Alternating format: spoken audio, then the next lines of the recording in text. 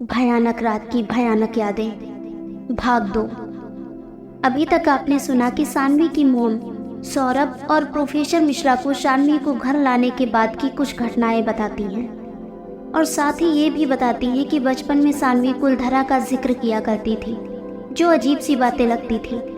और जब मुझे ये पता चला कि सान्वी तुम लोगों के साथ कुलधरा गई है तो मैं और भी डर गई, क्योंकि मुझे सान्वी के बचपन की बातें याद आ गई थी।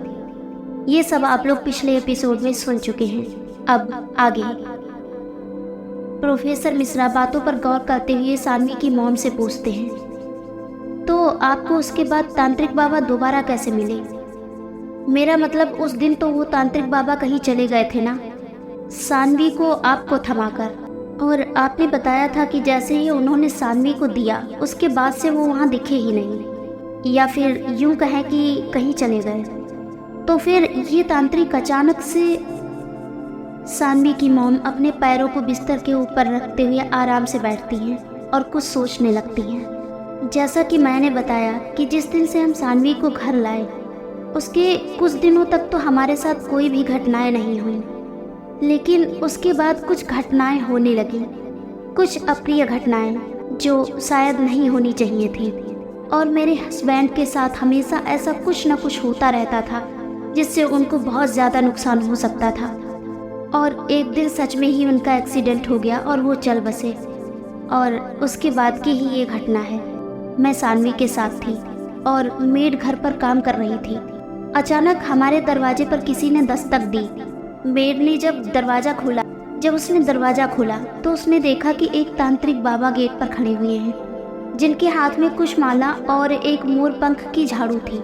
वो दरवाजे पर ही खड़े हुए थे और कुछ मंत्र पढ़ रहे थे।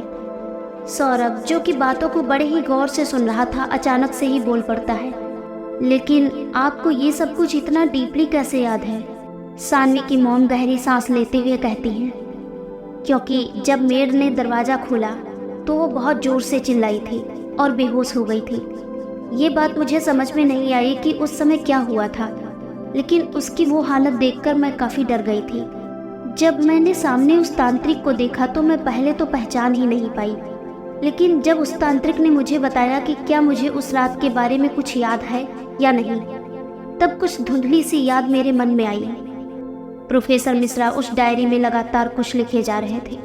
प्रोफेसर मिश्रा डायरी को वहीं सामने रखी टेबल के ऊपर रखते हुए कहते हैं, अच्छा आप ये सब छोड़िए, इसके आगे की बात बताइए कि फिर क्या हुआ?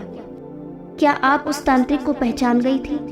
क्योंकि जैसा आपने बताया कि जिस रात आपको सान्वी मिली थी उस रात बहुत तूफान, आंधी और बारिश हो रही थी, और क्या आप उस तांत्रिक का चेहरा देख पाई थी? सान्वी की मॉम कुछ सोचते हुए कहती हैं, नहीं, उस रात अंधेरे में कुछ साफ दिखाई नहीं दे रहा था। पता नहीं क्यों, पर सब कुछ बहुत धुंधला सा था।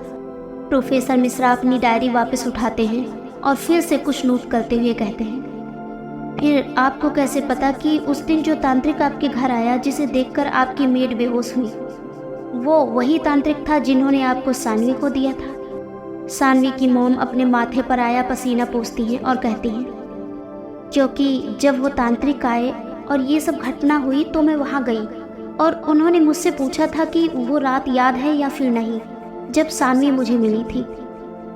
उसके बाद तो उनसे आगे पूछने की गुंजाइश ही नहीं रही थी। मैं इसके आगे क्या पूछती, मुझे समझ ही नहीं आ रहा था, क्योंकि उनके इतना कहने भर से ही मैं पूरे तरीके से श्योर हो गई थी कि ये वही तांत्रिक है जिन्होंने हमें सान्वी को दिया था। प्रोफेसर मिश्रा सान्वी की मॉम की ओर देखते हुए बोलते हैं, जब आपने उस दिन उस तांत्रिक को देखा ही नहीं था तो आपने कैसे मान लिया, वो भी उसके सिर्फ इतना कहने भर से, कि क्या आपको वो रात याद है? और अगर था भी तो वो तांत्रिक आया ही क्यों था? जब उस रात उसने सान्वी को आपको दे दिया था तो अब उसके आने का क्या मतलब था?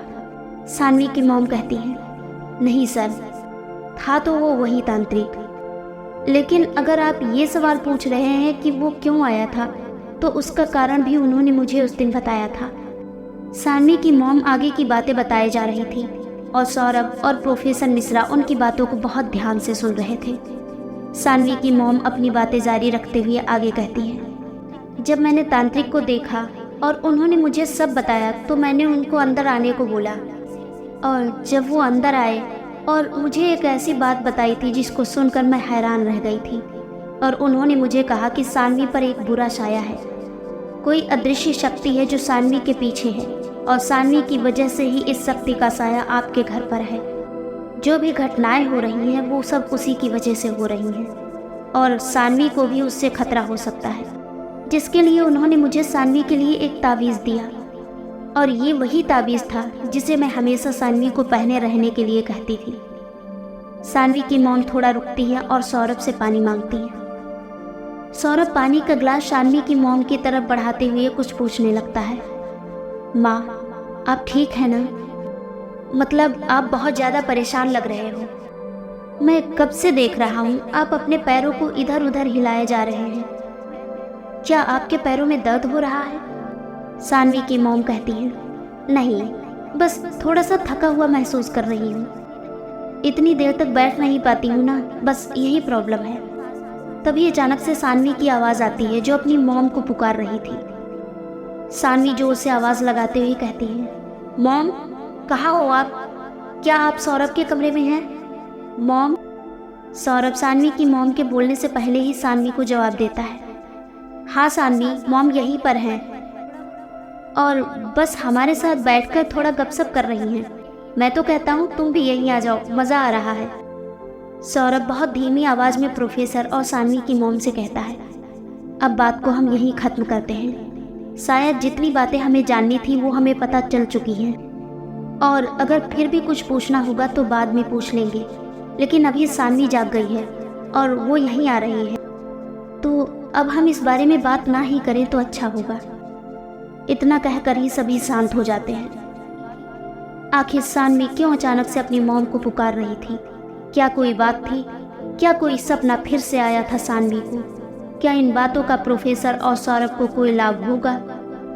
क्या इन सब से वो किसी निष्कर्ष पर पहुंच पाएंगे? क्या होगा कहानी का अगला मोड़ और कितने सवाल और ट्विस्ट हमारे सामने आएंगे? जानने के लिए बने रहिए हमारे साथ और सुनते रहिए ये प्यारी सी कहानी रिश्ता पूर्व जन्म का। धन्यवाद।